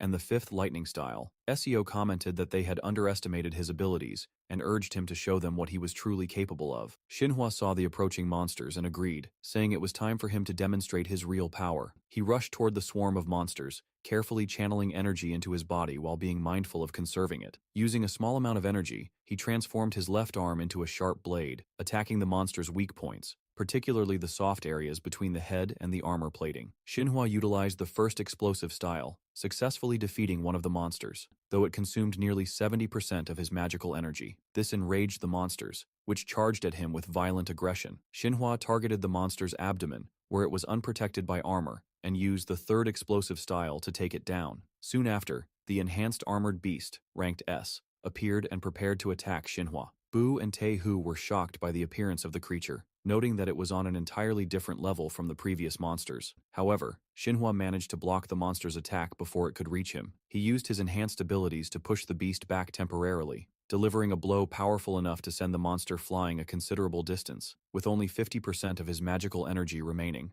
Shinhwa laughed confidently, announcing that it was time to move to the next level of his plan. He maximized the flow of magical energy through his body, and unleashed the fifth lightning style, known as Earthquake. After defeating a large number of monsters, his magical energy was completely depleted, dropping to 0. Standing confidently atop the monster's defeated corpse, Shinhwa faced the astonished team, who looked at him with awe and admiration. Seo admitted that he had completely surprised them and left them speechless. At that moment, another monster appeared before them, but Tae-hoo intercepted it successfully, excitedly announcing that, thanks to Shinhwa, they had discovered the monster's weak point. He called out to Young-hoon to activate his ability, while Shinhwa prepared his energy. Together, the two launched a combined attack on the monster, managing to take it down. With that, the last monster in the dungeon was defeated, marking the raid as complete. Boo remarked that the raid had taken only 5 hours and 50 minutes, which was half the usual time required to clear dungeons. SEO replied that this accomplishment was thanks to Shinhwa's presence, and that the guild leader would be thrilled to hear about completing the mission in record time. Tae-hoo enthusiastically added that it was finally time to collect the loot. However, Shinhwa seemed surprised that they considered the mission over. He pointed toward another gate, explaining that the dungeon boss, Bajet, was still waiting for them. Boo explained that Bajet was an SS-ranked monster whose full abilities had yet to be identified, and that confronting it would be extremely difficult, despite how smoothly things had gone so far. Shinhwa calmly replied that he knew a possible way to deal with the situation, prompting Boo to ask him for details. After Shinhwa explained his plan, the team stared at him with sharp, incredulous looks. Shinhwa understood their skepticism. It was justified, as no hunter of his rank should speak so confidently about facing an SS-ranked monster. Yanghwa Guild had attempted to defeat it multiple times, but all efforts had ended in failure. However, after witnessing Shinhwa's strength and intelligence during the battle, the team began to seriously consider his words. SEO asked if what he said was truly possible, and what conditions he needed to assist them. Xinhua explained that since the boss had never been targeted before, there was a high chance of finding the monster flower, and the only condition he had was that it would belong to him. SEO thought deeply about his request, recognizing that such flowers were extremely rare and highly coveted. Even Bu began to consider it, especially since securing the dungeon's path would greatly benefit the guild in terms of safety and profit. Taehu broke Bu's thoughts by asking whether she agreed to Xinhua's condition, noting that facing the dungeon boss for the first time carried the risk of the flower not appearing at all. Bu hesitated and asked Xinhua if he was prepared to risk everything and leave empty-handed. Xinhua smiled innocently, saying he would do his best, and if nothing came of it, he would consider it part of his duty. Yet deep down, he was certain the flower would be there. Bu responded that unfair loot distribution did not align with the guild's policies, and that even if he obtained the flower, he would still need to receive a share of the loot. Xinhua replied that as long as no one sustained severe injuries, they should focus on using mana potions to recover. Everyone began drinking their potions, but Bu noticed that Xinhua hadn't taken anything. She asked him why, to which he replied that he was busy using his body modification technique, which allowed him to regenerate his magical energy without the need for potions. Everyone was astonished, particularly Bu and Seo, who expressed their admiration for Xinhua's incredible ability. Once the preparations were complete and the team had recovered their strength, they proceeded to face Bajie and eliminate him. SEO playfully teased Taehu, warning him not to slack off, to which he grumbled in frustration, saying she had repeated the same comment 3 times. Bu laughed and joined the teasing, reminding Taehu of his earlier solo attack that had ended in failure. Taehu defended himself, explaining that he had only wanted to test a new skill he had learned. Xinhua observed how lighthearted and cheerful the atmosphere was despite the mission's difficulty. Even Seo noticed, commenting that this was Xinhua's first mission with them, and yet,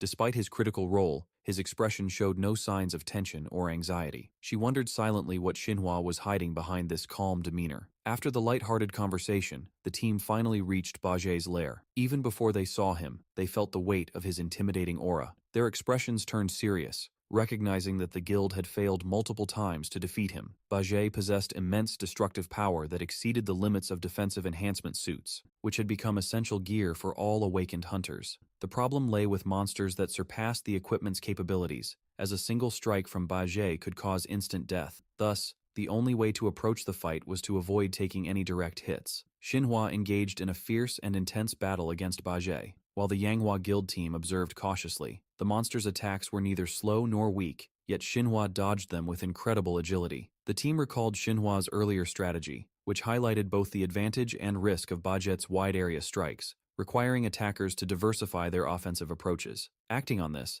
the rest of the team joined the battle, and under Xinhua's guidance, they felt as though they could clearly see the monster's attack patterns. They began to understand why Bajie was classified as an SS-ranked monster, given his extraordinary destructive power. Xinhua realized that attempting a direct attack would be risky, even if he used the steel flame technique. Young-hoon noted several opportunities to exploit and launched a fierce attack on Bajie alongside Taehu. Seo joined them, attacking from the left with her summoned beast. Meanwhile, Bu drank her mana potion and entered the battlefield to support the attack. She unleashed one of her powerful fire spells, Jin Fa Formation, a large-scale fire assault. Seo noticed that Bu had become particularly enthusiastic, casting powerful, wide-range spells. She realized this was because Xinhua had successfully drawn the monster's attention toward himself, giving the team an opportunity to expand their attacks, especially Bu's fiery spells. Xinhua was already capitalizing on every strike the team made to weaken Bajie, and he noticed that the monster's attacks were becoming slower and less effective, thanks to Bu's support and her spells that impeded its movement. Just as Xinhua prepared to lunge at the monster, Seo shouted a warning, alerting him that the monster had now turned its attention toward Bu and the rest of the team. Xinhua looked up to see the monster closing in dangerously, making it nearly impossible to avoid the attack. Kang-hoon grew anxious for Bu's safety, worried she might get hurt. At that moment, Xinhua activated the muscle enhancement technique, successfully blocking Bajie's attack and pushing it away from the team. Xinhua landed on the ground with a triumphant smile, proud of having saved them from a deadly strike. Xinhua recalled his earlier discussion with the team about the second strategy to defeat Bajie, which relied on uniting both attack and defense roles. Rather than limiting the defensive members to just defense, they needed to actively strike as well. Xinhua amplified the flow of energy through his body, while Bu decided to implement his advice and combined both offense and defense. At the moment, Xinhua charged at the monster with full force. Bu surrounded the battlefield with powerful fire spells. A coordinated attack formed between Xinhua and Bu, restricting Bajet's movements and reducing its defensive capabilities. The attack inflicted devastating damage on the monster, which was nearly impossible to avoid.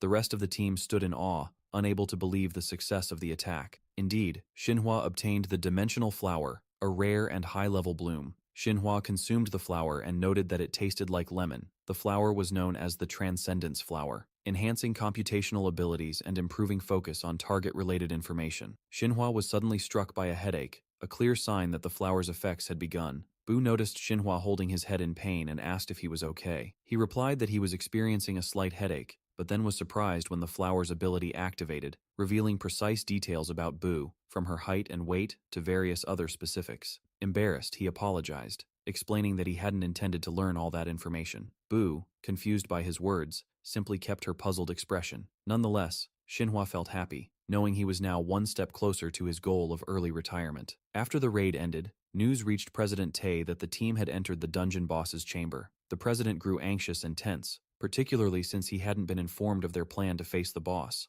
Despite his confidence in Sio's abilities and decisions, he remained concerned about the developments. He wondered whether the team had succeeded, or if they needed backup and reinforcements. Suddenly, he received a message confirming that Dungeon K-1004 had been cleared successfully. The president was stunned by the news but felt both joy and relief, realizing that Kang Xinhua was an exceptional person who had exceeded even his expectations. At the same time, near the dungeon's exit gate, the workers were surprised to see the raid team emerging without any significant injuries, and much faster than expected. Xinhua opened his personal subspace and informed the workers they wouldn't need to enter the dungeon to transport the loot manually, as he had already brought out the essential items. The workers were delighted, grateful for the time and effort Xinhua had saved them. One of the workers called out to his colleagues to begin the final preparations immediately. After completing the mission, Xinhua returned home to recover the magical energy he had consumed during the battle. He used his magical energy to heal his body and recover from injuries, while also taking the opportunity to strengthen his digestive system. Xinhua reflected deeply, realizing that his body's recovery ability had been the reason for his survival. Without the Yanghua Guild team's high-level support, he might not have made it out of the boss's chamber alive. This realization reinforced his determination to further advance his rank, knowing that in the awakened world, strength is law, and without power, a hunter is vulnerable to harm and trouble. Xinhua recalled that the title,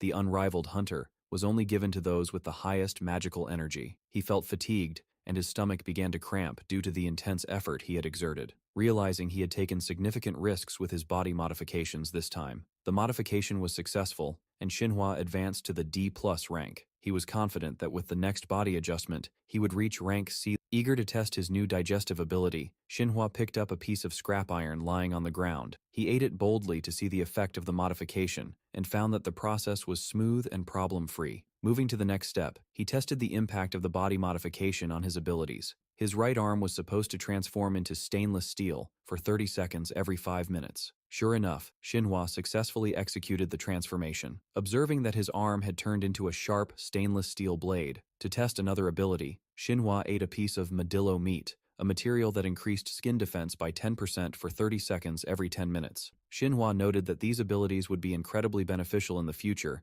and wondered if their duration would increase as his rank improved. He continued experimenting, consuming various materials to test his new physical capabilities. Xinhua knew he needed to increase his overall magical energy to advance to a higher level, and he identified the crystal boar as the ideal target for this. The crystal boar had an impressive ability to store magical energy, but despite its striking appearance, the dungeon's loot had never been particularly useful. However, if Xinhua could absorb its magical abilities using his new consumption skill, it would be immensely beneficial for his growth. Xinhua expected to attack the dungeon alone, but it was under the jurisdiction of the Korean Hunters Association. Xinhua knew that advancing directly could get him into trouble with the association's president, Namina. Elsewhere, at Bu's residence, she received a call from Xinhua. Surprised and slightly worried about his late-night call, especially after they had spent the day together, Bu picked up. Xinhua explained that he was calling to ask for a favor. Bu asked what he needed, and Xinhua told her he required her help to secure a permit to raid a specific dungeon. Bu asked if he could share the reason, to which Xinhua replied that he wanted to avoid any conflict with the Korean Hunters Association, so he didn't want to apply himself. Bu told him she would need some time to arrange it. Xinhua understood that using an alias wasn't illegal, but was far from simple. Issuing a license under someone else's name would require guarantees,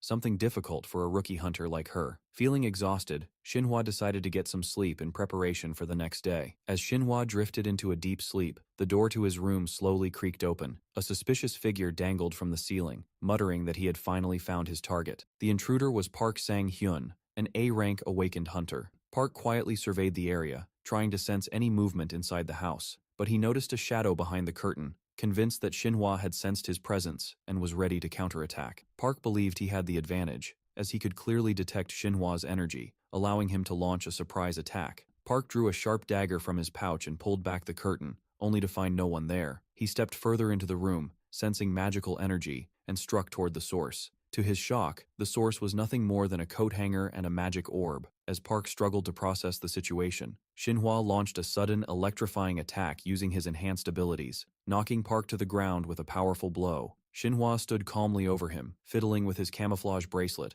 remarking that Park's stealth techniques were outdated and poorly executed. Xinhua explained that he had spread magical waves throughout the room, which allowed him to detect Park's presence. He infused energy into his hand, warning Park not to underestimate people based on their ranks. Park, terrified at the sight of Xinhua's glowing energy, quickly surrendered, promising he wouldn't attack. Yet, contrary to his words, Park's hand moved slowly toward his dagger. Park activated one of his skills, assassination technique, attempting to kill Xinhua. With a crazed shout, Park declared that he was an elite assassin who wouldn't lose to a child like him, claiming his dagger could tear through flesh and crush intestines. However, Xinhua reacted quickly, transforming his body into its steel form, completely avoiding injury. He lunged at Park, grabbing him by the head and slamming him violently to the ground. Severely injured, Park realized that he had gravely underestimated Xinhua, who was far stronger than he had imagined. Xinhua spoke in a threatening tone, warning Park not to move. He assured Park that escape was no longer an option, then demanded to know who had sent him, asking if it was Zhou Chunho. Park was stunned that Xinhua knew about this.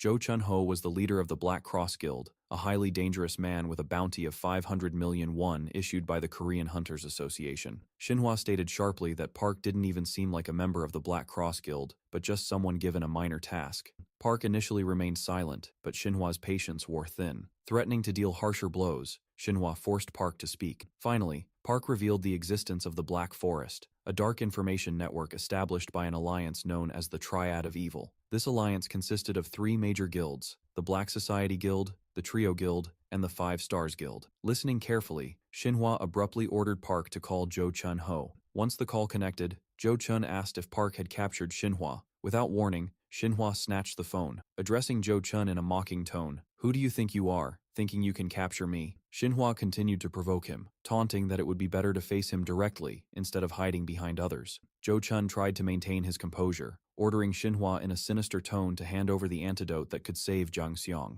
In exchange for being left alone, Xinhua replied in a bored voice, remarking that Zhou Chun's loyalty to Jiang Xiang was impressive, before offering him a single vial of the antidote for 1 billion won. The offer provoked Zhou Chun, who snapped angrily, claiming that Xinhua had no idea who he was dealing with. Xinhua further irritated him by saying he wasn't afraid of a coward hiding in the shadows, and suggesting he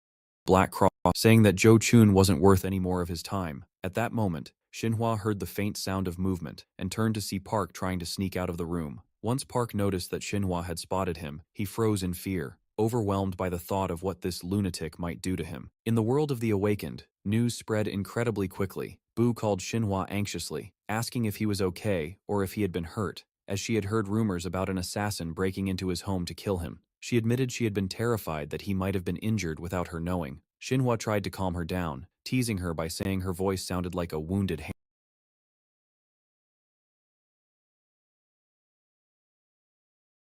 rumors about an assassin breaking into his home to kill him. She admitted she had been terrified that he might have been injured without her knowing. Xinhua tried to calm her down, teasing her by saying her voice sounded like a wounded hamster, and that the incident had been nothing but unnecessary noise. Bu, still concerned, told him he needed to find a safer place to live, as facing dangerous enemies alone was impossible. Xinhua replied understandingly, saying that perhaps he should indeed consider moving to a more secure location. Continuing the conversation, Bu informed Xinhua that the permit for dungeon K91383, which he had requested, had been approved by the Korean Hunters Association, but with conditions. Xinhua, surprised, asked about the nature of these conditions. Bu explained that the association wanted him to undergo training first with one of their guild agents to ensure his competence and safety. Xinhua was taken aback by this unusual requirement and asked Bu if it had been discovered that he was the one who had applied for the permit. Bu hesitated, apologizing and saying she had done her best, and that this was all she could manage. Xinhua reassured her, saying there was no need to apologize. After ending the call, Xinhua prepared for the day, contemplating the possibility that he might have unintentionally attracted the attention of someone important, which had complicated matters further. He thought back to Nicholas Hagen, who had always been cautious and brilliant at concealing his abilities, often talking about the butterfly effect and turning points. His thoughts were interrupted by the ringing of his phone. Expecting a call from the Hunters Association, Xinhua was surprised to see that the caller was Father Choi himself. Several hours later, Xinhua found himself at Shincheon Station in Korea with Choi. The Hongyun Guild had the best global advertising, surpassing the boundaries of South Korea. It was the dream of every awakened hunter. Both Xinhua and Choi were taken aback by the glittering view of the station, which looked completely different from what they had imagined. The reason for their visit was Xinhua's desire to explore new areas. In his previous life, he had only known battlefields and ruined lands, which he had always visited alongside Nicholas. Choi squinted, complaining that the sunlight was bothering his eyes, urging Xinhua to hurry inside. Xinhua knew the real reason for Choi's hurry was that his vampire abilities conflicted with exposure to sunlight, making his role as a priest perfectly suited for him, and shielding him from both mental and physical strain. Choi brought up the day Xinhua had saved him and expressed his heartfelt gratitude, but Xinhua replied that there was no need for formalities between them, as he wasn't a fan of excessive politeness. The two entered a restaurant, ordered food, and exchanged light conversation. Xinhua felt immense happiness, finally being able to sit with Father Choi again. Choi mentioned that he had heard many rumors and stories about Xinhua, saying that the entire internet was talking about him lately. Laughing, Xinhua asked what kind of things people were saying. Choi replied that most of the chatter was about Xinhua joining the Yanghua Guild, healing President Jinbu Mi's daughter, and even inventing a new healing item called the elixir. Xinhua smiled playfully and winked, joking that the matter was still top secret, and that it might as well be true. Choi replied seriously that it would be better to keep matters like that secret, as revealing them would cause significant turmoil. He then began talking about how he had started as an E-rank hunter, eventually advancing to E+, adding that he was determined to improve himself to achieve accomplishments similar to Xinhua's, despite knowing how difficult that would be. Xinhua replied casually, stating that his current rank was only D+. Choi was stunned, asking how Xinhua could have done so much despite such a modest rank. Xinhua smiled, explaining that in their world, rank wasn't everything. Xinhua noticed that most of the people in the restaurant were members of the Hongyun Guild. Choi explained that all the surrounding buildings were owned for retirement rather than returning to the Nine Paths team. He decided to build his own forces from the ground up. Xinhua considered making an offer to Father Choi, but his thoughts were interrupted when a member of the Hongyun Guild bumped into him, causing a drink to spill on the table. Xinhua apologized despite not being at fault, but the guild member arrogantly replied that an apology wasn't enough, pointing out that his shoe had been stained with juice and that mere words wouldn't make it clean again. Xinhua glanced at the shoe, seeing only a minor stain, but he began to feel irritated, especially since it wasn't his mistake. As Xinhua remained silent, the man escalated the situation, slamming the table violently. Another guild member joined in, grabbing Xinhua by the collar and saying that disturbing their leader came with a price. Choi grew anxious, worried that the situation would spiral into a fight. especially as the other diners in the restaurant began to notice that the troublemakers were from the Hong Yun Guild's self-defense team. Everyone knew of their terrible reputation for being brutal, even towards civilians. One of the men sneered at Xinhua, saying it would be better for him to kneel and apologize, and they might let him go. Choi tried to calm things down, apologizing on Xinhua's behalf and urging him to apologize to end the problem. However, Xinhua remained silent and provocatively responded, calling them boys. Xinhua's words infuriated the guild members, causing them to lose their tempers. The situation spiraled out of control as the self-defense team lunged at Xinhua. Yet, things did not go as they had expected. Xinhua effortlessly knocked all of them to the ground. Within minutes, he threw them out of the restaurant entirely, then turned to Father Choi and casually asked him to tally the damages and costs. Choi stood in stunned silence, shocked by Xinhua's unexpected strength and the speed with which everything had unfolded. At that moment, Xinhua stepped out of the restaurant, but the guild members got back to their feet, determined to seek revenge. They attacked Xinhua again with the same formation and tactics. However, as before, Xinhua easily defeated them, his strength, speed, and superior combat experience overwhelming them. Frustrated to their limits, one of the men drew a knife, charging it with magical energy. He then rushed at Xinhua. In response, Xinhua activated the steel reinforcement technique to form a defensive shield over his body. Before the attack could land on Xinhua, another person intervened, stopping the strike. The person turned to Xinhua with a cold, commanding tone and asked if he was Kang Xinhua, the one everyone had been talking about. The figure was none other than Mok Jin Woo, the leader of the Hong Yun Guild himself, an awakened of SSS rank. Mok Jin Woo regarded Xinhua carefully, his piercing gaze scanning him from head to toe. Xinhua was surprised to see Mok Jin himself, and the scuffle immediately ceased upon his arrival. Mok Jin commented that they had caused quite a mess and ruined the atmosphere completely. Turning to Xinhua with a smile, he said he was happy to see him there anyway, and invited him to accompany him to the guild building for a private conversation. Xinhua, annoyed and frustrated, replied that he had been enjoying his time with his friend until Mok Jin's guild members ruined it, and since the fight was over, he would simply resume his meal. Mok Jin gave a chilling look to the guild member who had provoked Xinhua, causing the man to stammer nervously, trying to justify his actions by claiming that Xinhua had been the one to bother them first. But Mok Jin coldly asked for his name and identity, not giving him a chance to respond before ordering him to immediately and sincerely apologize to Xinhua. The man hesitated, but Mok Jin's patience ran out, and a hint of anger showed on his face. Terrified, the man surrendered and apologized to Xinhua without daring to meet his guild leader's menacing gaze. Mok Jin then smiled innocently, remarking that apologies were good. However, Xinhua read through his act, realizing that the smile was nothing more than a public facade. He knew that Mok Jin was far from easy to deal with, closer to a psychopath who only revealed his true nature in isolated settings. Mok Jin then turned to Xinhua and personally apologized for what had happened, offering him a chance to improve their relationship in the future and handing him a gold guild card. Xinhua knew it was merely a free access pass, but it came with the privilege of meeting Mok Jin immediately. He replied that he would think about it. Xinhua and Choi left the area and sat on the steps away from the chaos. Xinhua told Choi that the Hong Yun Guild had covered the costs of all damages to the restaurant. Choi praised Xinhua for his fighting skills, remarking that his combat style didn't reflect someone of the D+ rank. He added that an awakened person's strength typically aligned with their rank, but Xinhua had displayed a unique ability to enhance his body. Xinhua replied that ranks only reflected a person's internal energy capacity. Neglecting to develop one's skills and abilities could lead to being defeated easily by lower-ranked opponents, as demonstrated by the thugs he had just taken down. Continuing their conversation, Xinhua told Choi that he wanted to finish the discussion they had started before the incident. Xinhua then offered Father Choi a spot on his team. Surprised, Choi assumed that Xinhua was trying to recruit him for personal gain. Xinhua clarified that he was considering forming a team and needed Choi to be a part of it. Choi humbly responded that he was just an E-rank hunter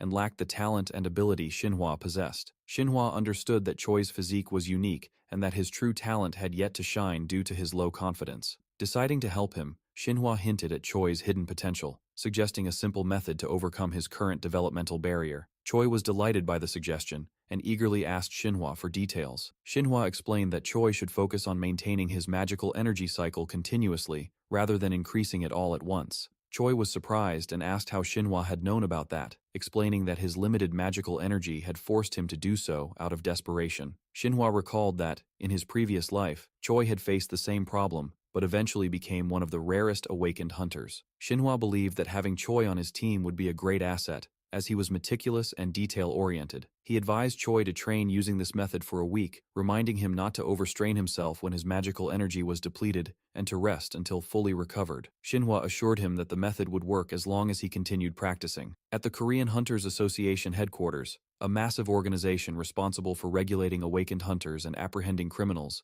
Shinhwa endured long and tedious procedures that annoyed him greatly. After a long wait, Biol finally arrived. Apologizing for her delay, Biol found Shinhwa visibly irritated and at the end of his patience. Gratefully, Shinhwa remarked that he was relieved someone had finally shown up. He teasingly asked her why she was late, claiming he had arrived before her despite the tiresome administrative process. Smiling, Biol admitted that she knew how dull the administrative procedures were, but reassured him that she was now there to guide him to his next destination. Shinhwa noticed that Biol's smile seemed somewhat forced, and he couldn't help but compare her to Namina, the association's guild leader, who exuded strength, elegance, and authority. Biol's presence, in contrast, lacked the overwhelming aura that Namina carried. When they finally arrived at their destination, Shinhwa was somewhat surprised. He was meeting Lee Ha-seong himself, the Director General of the Korean Hunters Association and an SSS-ranked awakened. Lee Ha-seong was a figure surrounded by an air of mystery in every respect. Even in Shinhwa's previous life, Namina had spoken on his behalf, and Lee Ha-seong had rarely made public appearances. Lee Ha-seong asked Shinhwa if he was there for the permit test,